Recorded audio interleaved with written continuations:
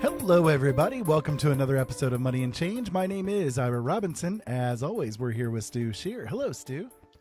Hi, Ira. How you doing? Not too bad. A little full, a little tired, but all good otherwise. Full and tired. Now that's good. That's good. I hope everybody had a happy Thanksgiving out there. I know we did. And now it's, you get into the season now where it's like Black Friday has already occurred, and then you have the Christmas shopping season and people shoving and pushing and grabbing and trying to get at all the sales. That's a good reason to buy a lot of stuff online, I guess. Yeah, the online retailers are definitely making a killing these days because everybody wants to avoid the Black Friday shopping. Yeah, I had a friend of mine that went to Kroger's last night, and she wanted to get some stuff.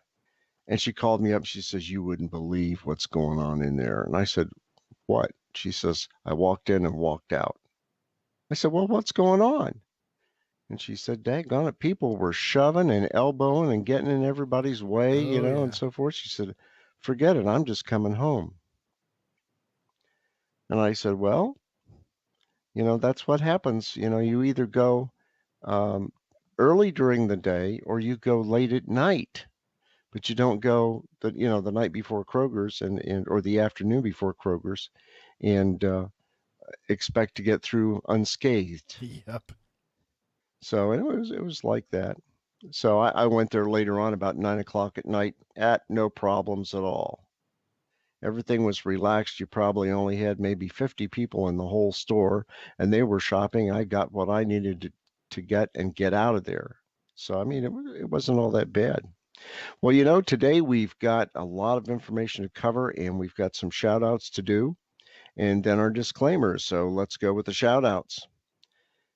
We got a big thanks to give to WCET FM 101.7 in Columbia, South Carolina for carrying the show. And we really appreciate it. And we are thankful for that. So thanks to WCET FM 101.7 in Columbia for carrying the show. Also, the University of Findlay at www.findlay.edu. And a big shout out to Shana Knack, who's the Assistant Director of Development there. Also, a big shout out to the football team. They are in their playoffs for their conference, and they have one more game to go. And if they can win that, they win the conference, which is fantastic. Also, big shout out to D52 Creative Services, and that's d52creativeservices.com. And you'll find that at the moneyandchange.weebly.com website, all the way back in the friends of Money and Change. And the D52 Creative Services, they do graphic design, illustration, they do ads, digital ads, brochures, flyers, inserts, postcards, typography, banners and stands, all kinds of promotional items. They do marketing, research, public relations, the whole gamut.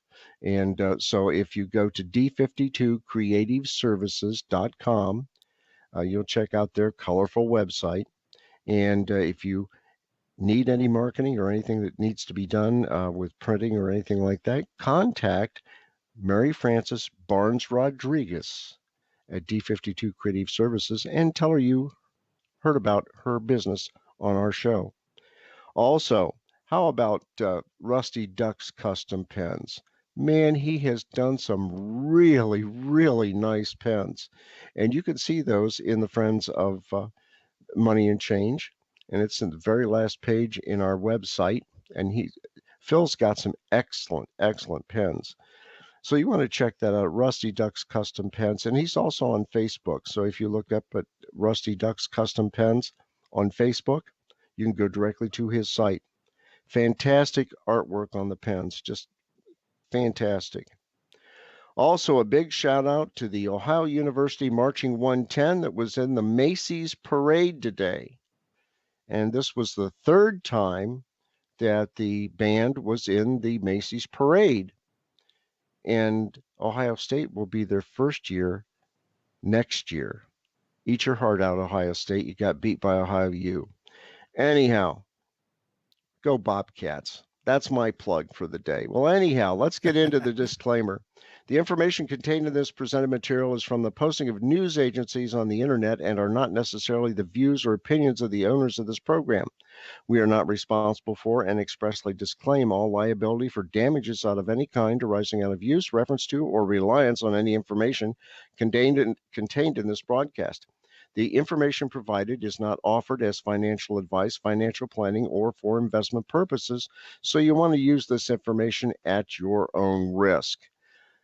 Well, from the currency chart at xe.com at 3 o'clock today on Thursday, the euro gained a penny against the U.S. dollar.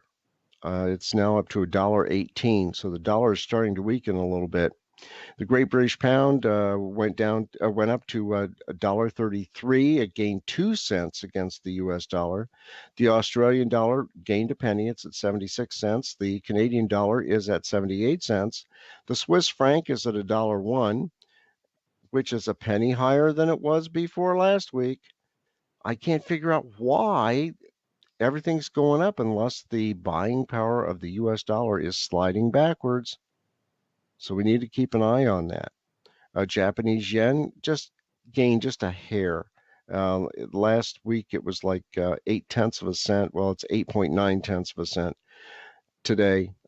Chinese yuan is at 15.1 cents to the dollar. The Kuwaiti dinar went up a penny to $3.31. The Vietnamese dong, well, the wheelbarrow got just a slight heavier. It's up to 22,731.42 dong to the dollar. Now, Bitcoin, holy cow.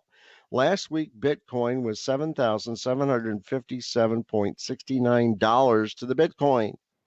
It's now up to $8,141.23 to the Bitcoin. That's a heck of a jump. 5 weeks ago it was $5,892.85 for Bitcoin. Look at that jump.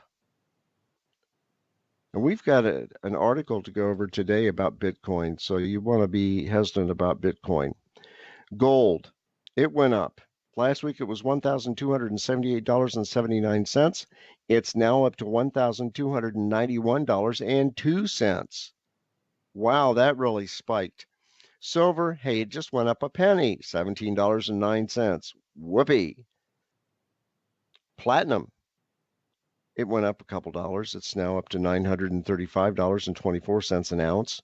Palladium, it took a big jump. Last week it was $990.83 an ounce. It's up to $1,014.24 an ounce. Ethereum, hey, last week it was $328.53 for one Ethereum coin. It's now up to $415 and a penny for Ethereum coin. So that's it on the currency chart. And you know that if you're going to buy currency, get it from a trusted source. But even before you do that, and I know I talk about it on every show that we do, pay down your debt, put some money aside, buy some long-term food for emergencies. Go ahead and get water and water purification and be able to store water long-term. Also, you want to have your medications, proper clothing for the climate that you're in or the temperature zone that you're in, and make sure that you have vitamins. Those are essential. If anything goes down, you've got all of that. Also, hey, take a look at your batteries that you have around your house and all the devices that you have that use the batteries. Do you have enough AAAs? Do you have enough AAs? Do you have enough D cells, C cells? Do you have rechargeable batteries? Take an inventory this week and look around and see what batteries you need. And batteries usually have a shelf life of just about 10 years. But after you've done all of that and you want to go ahead and buy precious metals and you have that money left over, you can go to places like APMEX, Silver.com, Kitco.com, and there are a lot of others. But check them out before you get it, and do not buy any silver or gold or platinum certificates. It's just paper. You want to be able to hold everything in your hand. And if you can't hold it in your hand, you don't have it. Also, make sure you have a secure place to store it. So those are things that you need to consider when you get into precious metals. And remember, it's a hedge against inflation. And who knows what will happen if the markets go down or we have a crash. You never know. And it's good to have some backup just in case. Ira, what would happen if you went to the ATM and you went to use your card and nothing came out? Well, pretty much that would be the story of my life. Because you don't have a card. Exactly. Oh, okay. Well, you could shove a piece of cardboard in there. Of course, you might go to jail for that. I don't know. Nothing infuriates me more when I go to use my ATM because I seldom get out of the car and walk into the bank and go, well, okay, I need to cash this check or I need to do this, that, and the other. If I can get it through the ATM, I'll do that. If I have to use the drive up and use the vacuum tube, I'll do that. But I just don't want to walk in the bank and hang around. And, sometimes you get a teller that you tell her you want to take out $500 and you do it very quietly. And then she goes to count it back out and she's yelling at the top of her lungs, 20, 40, 60, 80, 100. That happened to me several times. And I finally had to talk to the bank manager about that. I said, I don't want everybody knowing that I'm taking out $500 in bills and walking out the front door because if I get mugged, I'm going to come back in here and nail you. But it happens, okay? And hopefully the lady is still on her Prozac that did that. Oh man, that just irked me.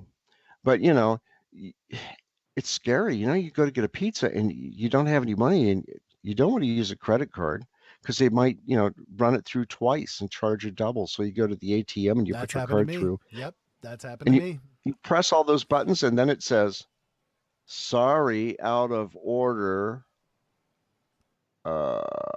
Okay, what do I do now? The double charge thing happened with us when we got some pizza one time. My mom, we used her card and they ended up charging it twice. It's like, and then they told us, well, we'll give you credit. No. That's not going to pay my rent. Exactly. It's your screw up. You fix it. If you can't fix it, I want to talk to your boss. If I can't talk to your boss, I want your boss's boss. If I can't talk to him, I want to go to the boss's boss's boss. And trust me, I'll be calling corporate office when I leave this place. And if they're not open, it'll be first thing tomorrow. Trust me. That's how I like to work. I mean, you have a complaint with the boss. Just say, okay, who's your boss's boss? I'm going to go 2 levels above. They're going to go, oh no, please don't do that. Please don't do that. You get action that way. And, it stirs up the pot a little bit. But if you're running a business, you want to run it right. You want to be fair to your customers. You don't want to mess around and screw the customers. That's the worst thing you want to do because then they never come back and they never give you any business. And speaking of business, how's the book business?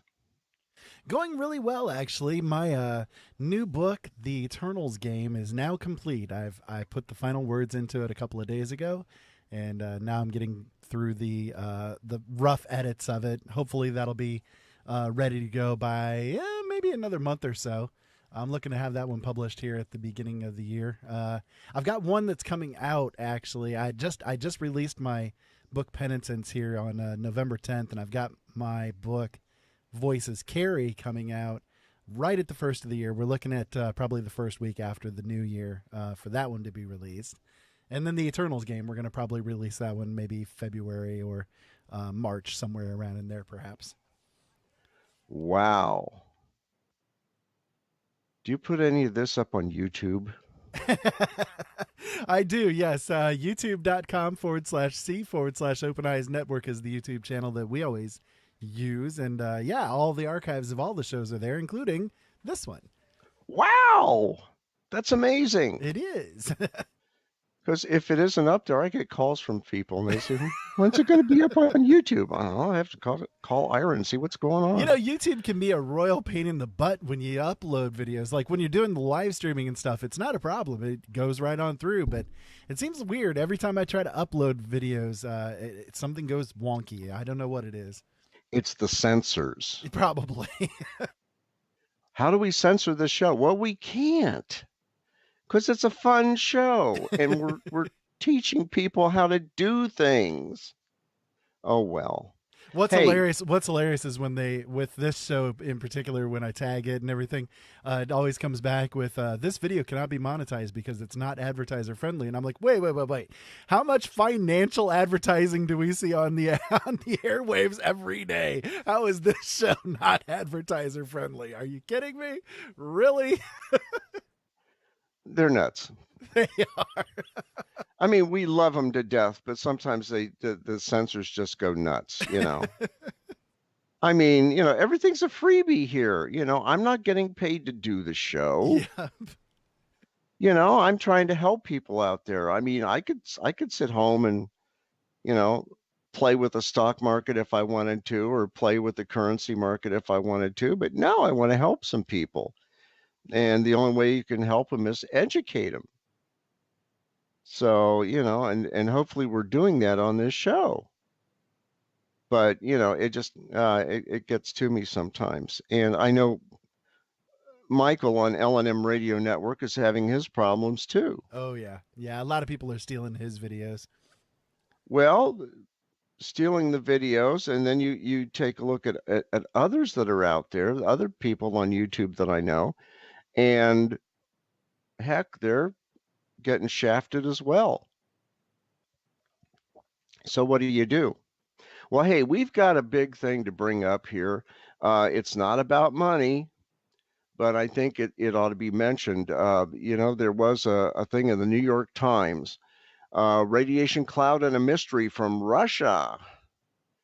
And they had in the article, a radioactive cloud wafts over Europe with Russia as chief suspect. Well, then Russia finally confirmed it. And in an article from Matthew Luxmore and Alan Cowell, they were talking about this. And they said Russia said Tuesday for the first time that it had detected a significant radiation spike in the Ural Mountains, close to a sprawling Soviet-era nuclear plant still remembered as the site of an accident 60 years ago. But it rejected suggestions that it was just the source of a radioactive cloud that hovered over Europe. And the location of the spike was in the Chelyabinsk region near the border with Kazakhstan. And it's been identified by French and German nuclear safety institutions as a potential source for a concentration of radioactive isotope called ruthenium. That's Ruthenium 106. And it was detected in the air. And reports of the elevated radiation levels over Europe raised alarms, but nuclear safety authorities in France and Germany said there was no threat to human health or to the environment. And Moscow reaffirmed that this week. Well, I'll tell you what. Anytime you get radiation up in the air and it travels, normally it travels from east to west with the winds. Sometimes it comes west to east, like what was out at Fukushima. So if you're not prepared, you better check into it, because the amount of radiation that's there, from what I read today, it has a half-lifetime of 373 days. So in 2 years, it's gone. But still, it's out there. And, you know, who knows what happened at a plant that was called in the area called Mayak, Mayyak.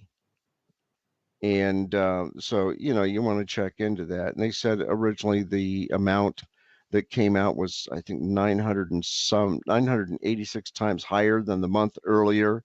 Oopsie, we had a spill. So, go to Amazon and get yourself a radiation detector. They're not that expensive, and they run on batteries, and they're really good.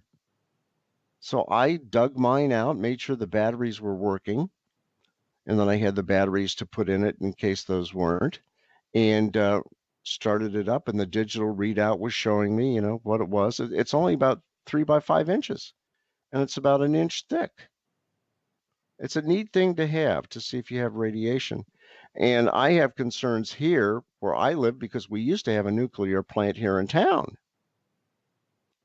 And that's kind of scary. I mean, it's been deactivated and all that, but I still get a little antsy when I go around that It's place. definitely a concern. It lasts a long time. Tell me about it. I mean, look at it this way. At least if you go to the bathroom at night, you don't have to turn on any lights. This is true. You always got to look at the positive. The positive side of it, yeah. Which reminds me, one time I was down in Cincinnati, and my buddy that I worked with came in and said, "Guess what? We have a contract with Chernobyl. No, with a place that was known as the Purina Ralston nuclear site." And anyhow, it was outside of Cincinnati, north of Harrison, Ohio. And I said, "Oh, you're kidding me. We're going to have business out there?" And they, "Oh, yeah, we can do this." I said, "Good. It's your facility. I don't even want to go out there. I'll let you have it. I'll take my University of Cincinnati and you can have that." And so anyhow, it was Fernald. And I swear you could drive by that place and you'd think it was a Ralston Purina feed plant, but it wasn't. Yeah. And you could hang a chicken out the window and drive by the place and probably cook the chicken as well as yourself. So you got to be careful with radiation. You can't smell it. You can't really feel it, but you can breathe it in and get sick from it. So you got to be careful with that. So try to follow that on the web and see what happens. Also, we talked about Bitcoin, and gee, it went up to $8,100 plus, and so forth, and it's taken this big rise. Well, there was an article, Zero Hedge, this week, and it was basically Bitcoin tumbles, then rebounds after hackers steal $31 million in tethers. And it was approaching warp speed above $8,200 overnight when it happens, and it went into a sharp reversal. $31 million in tethers were taken. And they think it's an inside job. And if you go to coinmarketcap.com and you look at the data regarding the theft, it kind of looks like it's an inside job. And they said it was a malicious action by an external attacker.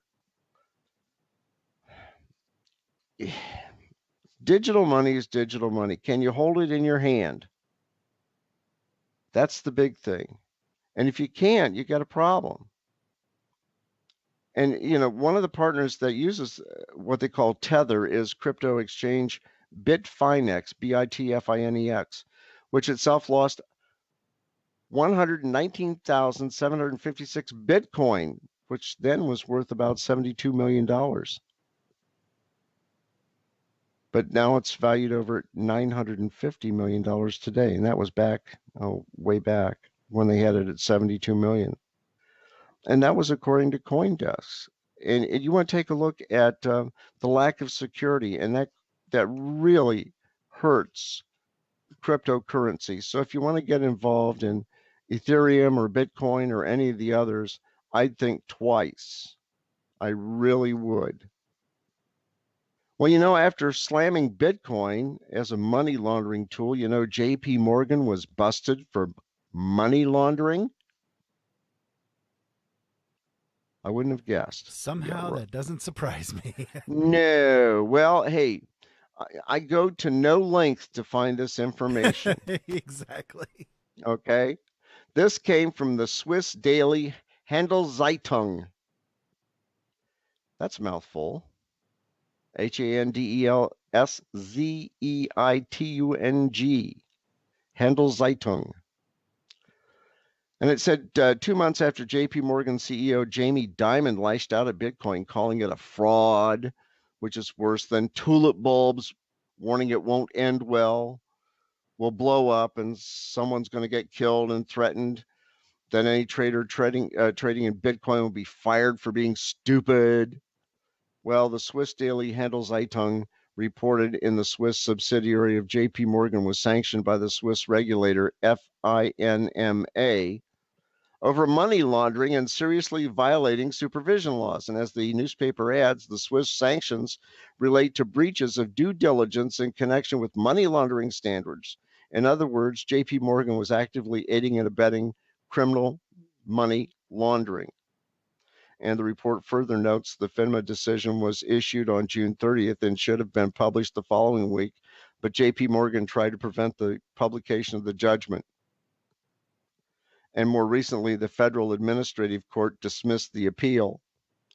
And in response to the money laundering violation, JPM said that in support of safety and soundness of global monetary system, we have made and continue to make significant enhancements to the firm's AML program to ensure we are meeting regulatory expectations.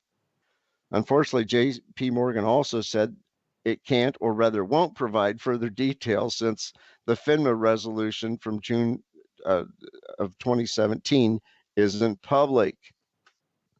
So now they're trying to cover their tails. Interesting, isn't it? Definitely. Well, you take, huh? Oh, I said definitely, yeah. Yeah, well, what were the banks we always said to avoid? Wells Fargo, J.P. Morgan, Chase, First, Five, whatever they are nowadays. Yeah, Bank of America, Bank of America, Citibank. Really, all the major players, they've all had their hands dirty for so long of a period of time. You want to go with the smaller things, credit unions, the federal credit unions. That's what we use, and boy, we've had no problems with them. We love using them. Yeah, they're great. Around here, it's Right Pat Federal Credit Union. I know there's like farmers credit unions and that kind of thing that you could get into. Police, firefighters. A lot of people aren't aware if you're a policeman, a firefighter, EMS. Those kind of things. They actually have special credit unions that are set up for those guys as well. So you might want to look into it if you have the ability. Well, and I have that ability too, but I would have to drive to Cincinnati to do it because I'm a member of the Cincinnati Queen City Lodge 4, and I'm an associate member down there, and so I can use that credit union if I want to. Yep. So I can't use the similar credit union in Dayton, which would be a lot closer, but for that credit union, I'm authorized to use it in Cincinnati. And who knows, I might one of these days. Well, the European Central Bank proposes an end to deposit protection for people in their banks. And they said covered deposits and claims under the investor compensation scheme should be replaced by limited discretionary exemptions to be granted by the competent authority in order to retain a degree of flexibility. That kind of means in some type of jargon that about 100,000 euros to basically 85,000 pounds, or probably about $130,000 limit, just roughly converting it into US dollars, that's currently protected in the event of a bail-in may soon be no more. And, worry not, fellow savers, as the ECB is fully aware of the uproar this may cause. So they have been kind enough to propose that during a transitional period, depositors should have access to an appropriate amount of their covered deposits to cover the cost of living within 5 working days of a request. In other words, if the bank's having a problem and you go to get your money, you may have to wait 5 days. That's the way I read it. What do you think? Yeah, I would say so. I thought you were in shock there for a minute. Nope, I would definitely say so. What was the old thing? J.P. Wentworth, I want my money and I want it now. Yeah. Yeah, if I went to a bank and they say, well, come back in 5 days and we'll give you your money. Whoa, wait a minute here, Floyd. Let's talk. You know, we got a problem.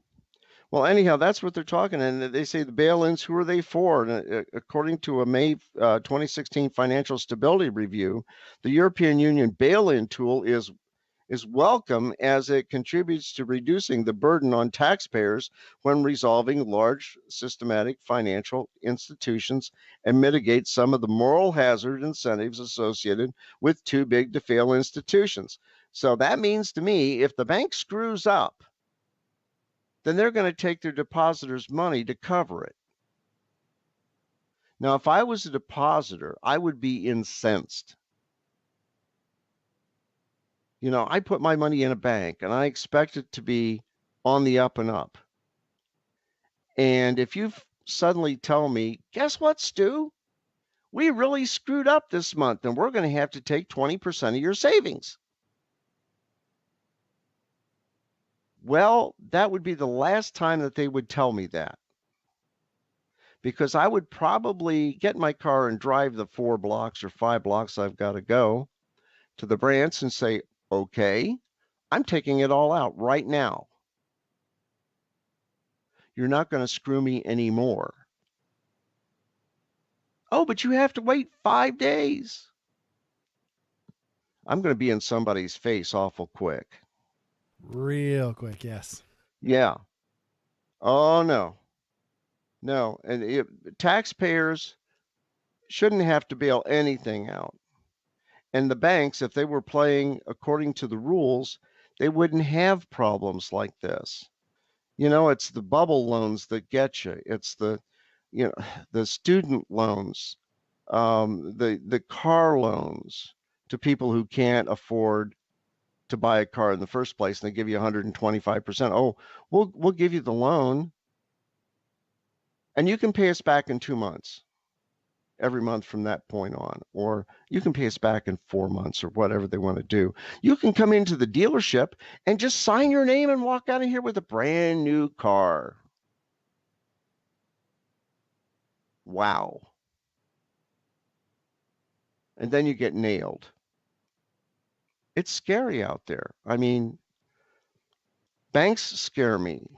Car dealerships scare me. Thank God I don't have a student loan. Housing bubbles scare me. Up in Canada, there's just burst. It's going to get bad here. You've got other loans that people are getting subprime loans and they're not paying them back. So they stick the taxpayer with it, which isn't right. They should have never issued the subprime loans to begin with. Well, now they're going to look at bail-ins over in Europe, and I don't know if it's going to happen here. It could very well happen. And at that point, I've read some articles in the past few months that are saying only keep enough money in the bank to pay your bills. If you're going to write a check, make sure that it's covered. Other than that, take your money out and put it someplace else. But, you know, according to the article, it said, yet so far there have been no protests over this. And we're not talking about protesting on the streets. We're talking about protesting where it hurts with your money. Key considerations: diversify savings across banks in different countries. Now, that's in Europe. Here, you could probably do it in different states and cities. Consider counterparty risk and the health of the deposit taking bank. Go to bankrate.com. Check out your bank. If they're not a 4-star bank, why do business with them? The next thing, attempt to own assets outright and reduce risk to custodians and trustees. 4, own physical gold in allocated accounts with outright legal ownership. Physical gold. And for us that really can't afford physical gold, how about physical silver? Avoid instruments where there is significant counterparty risk, such as exchange-traded funds, ETFs, and many structured products. Avoid banks with large derivative books and large mortgage books. Wouldn't that be our top 5 nasty banks? Could be. That Check it would be. out. Yep. 7, monitor banks and institutions' financial stability. Bankrate.com is one source. Check it out. Monitor government policy pertaining to banks and bank deposits. Monitor deposits and savings accounts and terms and conditions. You don't want a bail-in. You don't want the bank taking your money. Remember over in Greece, they took out, what was it, 25% or 20% Yeah. the first time that they did it? 20%, I think it was. Yeah. Mm-hmm. The Greeks went nuts. I would too. The Greek drachma wasn't worth hardly anything. And based on their businesses, what do you have in Greece? Tourism. If the drachma's not worth much, I mean, I really won't go there. Just think of what would happen if we had a bail-in here. Because of idiotic conditions from a bank loan officer that gave out subprime loans like it was candy. You know, a long time ago, and my dad was a banker, and very honest and very good banker. He had a guy that was under him, came in, and he gave loans to all of his friends, car loans. And the car loans, came due, and the guys couldn't pay. And my dad said, "Hey, wait a minute. Why aren't these guys paying on their loans?" I don't know. I just made them. Oh, okay. You're going to have to collect on all of them. So we had to collect on, like, I don't know, maybe 20, 30 car loans. They brought them all back in. They sold them off. The bank took a loss on it, but not as big of a loss as what they would have had over time with the other. And as soon as the guy brought everything back in, he was suddenly unemployed. He made loans to subprime people that couldn't pay, and he knew they couldn't pay, but he knew that he had to make loans. Be honest about it. I mean, if you're working for a bank and you can't make what is expected of you, talk to your boss, But my God, subprime loans kills everybody. I mean, if you can't afford it, find a way to afford it, but not subprime. It's just, it's crazy. And why get a car with a 26% loan? Good grief. You want to have a down payment for it, a deposit on it. Just don't walk in there, sign, and walk out, because you're really going to get shafted in the long run. Whether or not the bank's going to finance the car, or it's going to be the car dealership through one of their divisions. Well, another article came out and said the Fed hints during next recession it will roll out income targeting, NIRP, negative interest program. And it was according to Zero Hedge, and it goes into why it is establishment media romanticizing communism, authoritarianism, poverty, starvation, secret police, murder, and mass incarceration. What was said that this is simply a prelude to a central bank-funded universal income, or in other words, Fed-funded and guaranteed cash for everyone. Wow. And there's a nominal income targeting tool in NIT, and it's a tacit admission that as a result of the aging workforce and the dramatic slack which still remains, and this is according to the report, in the labor force, the U.S. Central Bank will have to take drastic steps to preserve social order and cohesion. And according to Reuters, central bankers should take this moment of relative economic calm to rethink their approach to monetary policy. Others have echoed a certain Williams from Reuters that the implicit admission that as a result of 9 years of Fed attempts, that's Federal Reserve attempts, to stimulate the economy, and you're ending up with a big asset bubble, the U.S. finds itself in a dead economic end. And the Chicago Fed Bank President Charles Evans urged a strategy review. And this Williams now calls for a worldwide review. And among Williams' other suggestions include not only negative interest rates, bail-ins, but also raising the inflation target to 3, 4% or more in an attempt to crush debt by making life unbearable for the majority of the population as it considers new monetary policy frameworks. Still, even the most dovish Fed or Federal Reserve lunatic has to admit that such strategies would have costs, including that diverge greatly from the Fed's current approach. Or maybe not. Maybe price level targeting, he said, is advantageous because it fits relatively easily into the current framework.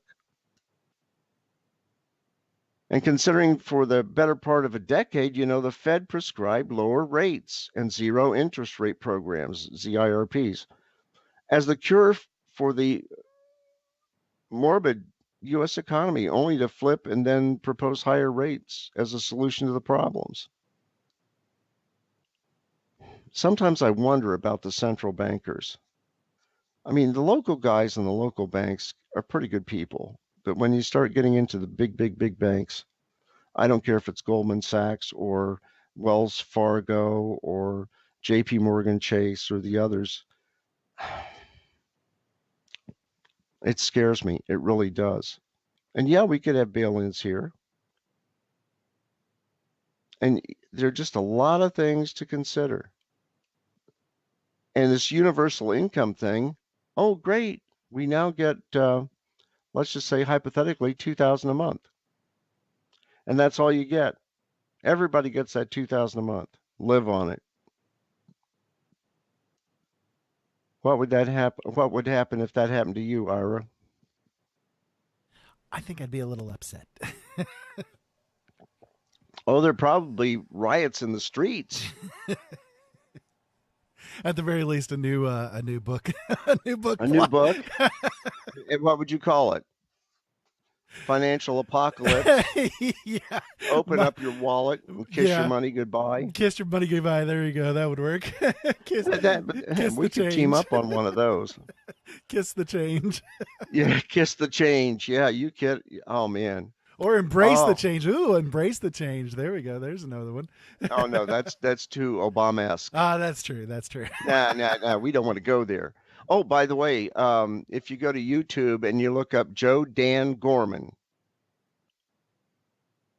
Frog Legs University, I love that video. He does one a month. And sometimes they're hilarious, but he makes a lot of good points. And it's Joe Dan Gorman, Gorman, and it's Frog Legs University. Or as some people like to call it, good old FU. So we won't go there. Anyhow, just check out the videos and you'll get a good laugh out of him. He's a pretty good humorist. Anyhow, there was a report that came out from Mike Snyder at the Economics Collapse blog. And it said why America's retail apocalypse could accelerate even more in 2018. We've talked about stores going bankrupt and everything, and Clark Howard made a suggestion the other night. And he said, if you're going to get these gift cards, make sure you check out the company you're getting the gift cards from. Because maybe after the first of the year, they go belly up and your money's with them, not you. Your cards are not usable. That's something to consider. It really is. But Mike Snyder comes up and he says, is the retail apocalypse in the United States about to go to a whole new level? That's a frightening thing to consider because the truth is that things are already quite bad. Unfortunately, it truly does appear that things will get even worse in 2018 because a tremendous amount of high-yield retail debt is coming due next year. And in fact, Bloomberg is reporting that the amount of high-yield retail debt that will mature next year is about 19 times larger than the amount that matured this year. Just $100 million of high-yield retail borrowings were set to mature this year, but that will increase to $1.9 billion in 2018, according to Fitch Ratings. And from 2019 to 2025, it'll balloon to an average annual $5 billion. That's a debt bomb, isn't it? Just a And small one. yeah, just a small one, right? If I had a $5 billion debt, I'll tell you what, I wouldn't even be here. You'd see a cloud of dust. I'd be off to Timbuktu or someplace.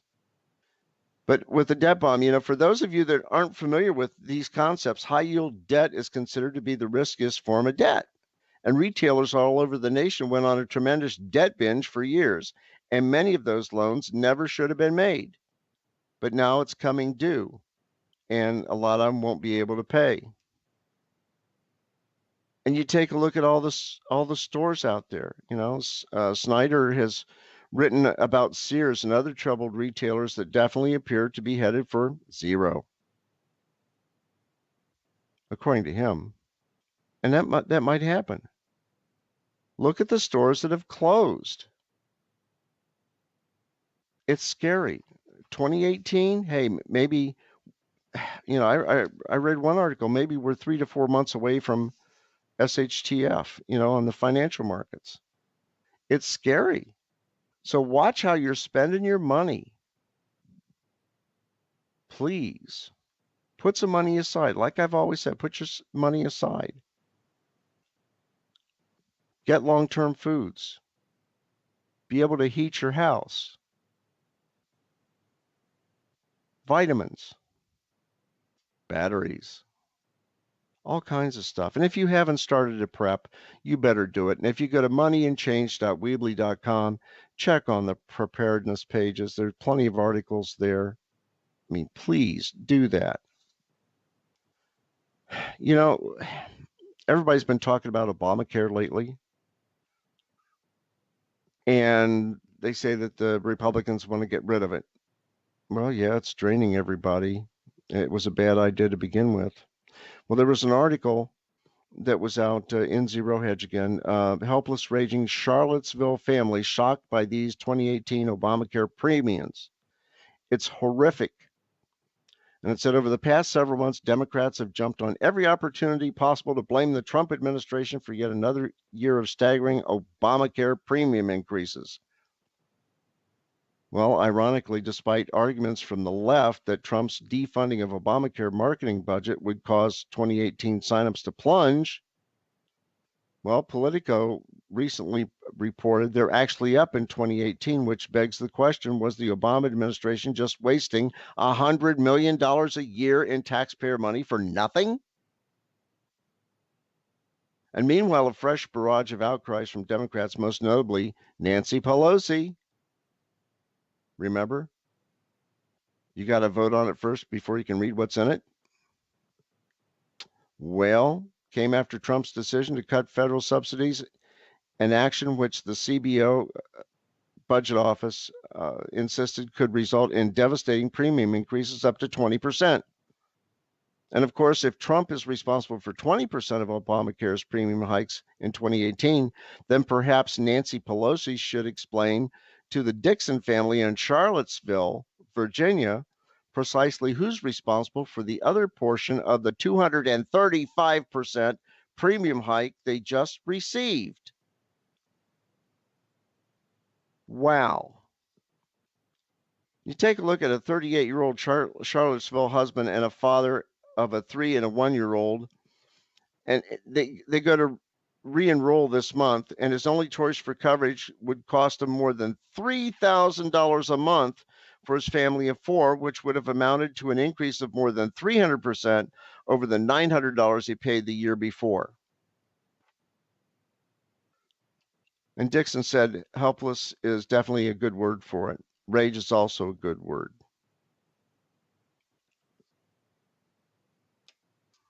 The Democrats had to know that this was going to go on. They had to know that it was going to happen. I mean, nobody can survive a 300% increase. Yeah, people are going to be helpless in 2018. And I'll tell you what, the government better get their butts together and put their brains together and get the problem solved. I have a solution. It's at moneyandchange.com, and it's in the healthcare section. You don't pay the government, you pay your doctor. Keep the government out of it. People that cannot afford basic health care, and that's only U.S. citizens, can get Medicaid.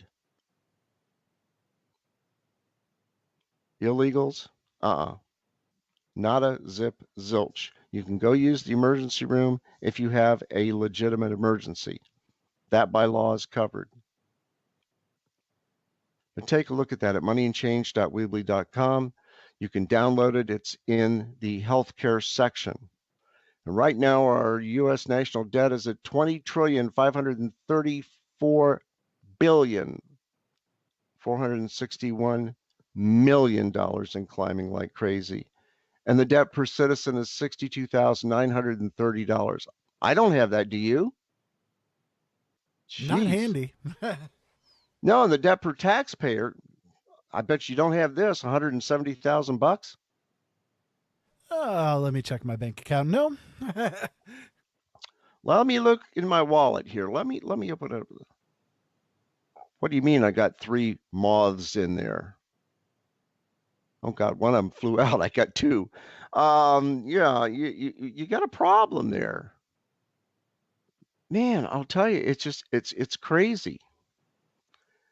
Well, it's getting time to close up shop here, and we got to have a little humor. And in the Wrinkle City Gazette for November, I've had problems trying to get that up on the website. I'm going to have to try something different because I'm having problems with Scribd.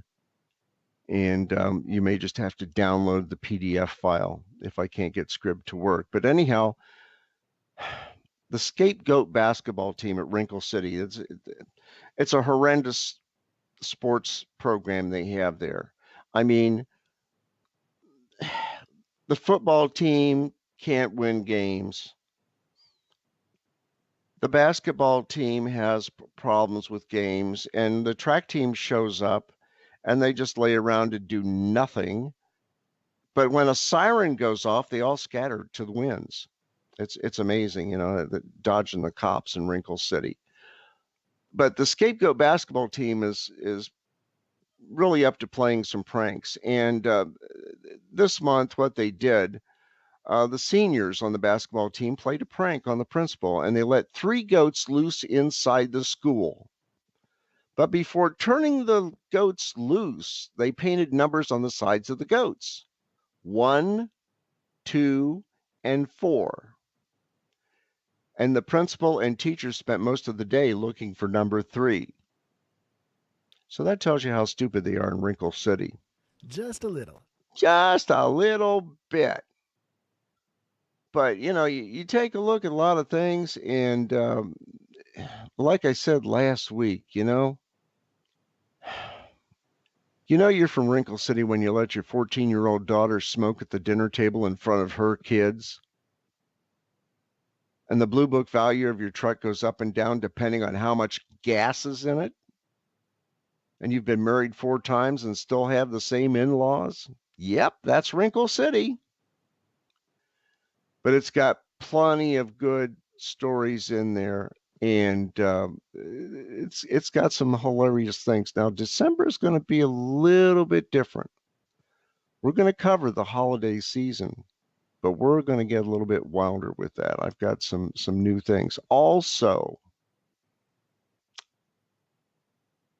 Fat Watchers has a membership drive in Wrinkle City. Fat busting out, all in the wrong places. Can't see your shoes when looking down. Have to use 2 chairs to sit. Does your house trailer wobble when you walk down the hall? Well, the article says, we want you. The Wrinkle City chapter of Fat Watchers is holding a membership drive during the month of November to help you reduce your protuberances. Fancy word for fat. Walk-ins welcome if you can get your fat keister up the 60 steps to the top of the building so you can go up to the office there and sign up. I don't know if I'd make it up the 60 steps. I'd be out of breath. It'd be an easier walk coming back down. Well, hey, Ira, that's all I have this week for Money and Change. And, please, everybody, donate to L&M Radio Network and Open Eyes Network to keep the show on the air. I don't get paid a cent. I donate my time to help you out. And hopefully you listen and follow some of the suggestions that have been put out there by other articles and so forth. But donate to the show. It pays for the electricity and the bandwidth and so forth. And that's all I have. We'll have some more stuff next week. Ira, have a good weekend, and we'll talk to you next week. Sounds great, Stu. Thank you so much for everything that you, everybody out there, have a great weekend. Keep safe. And as always, have fun. We'll talk to you soon.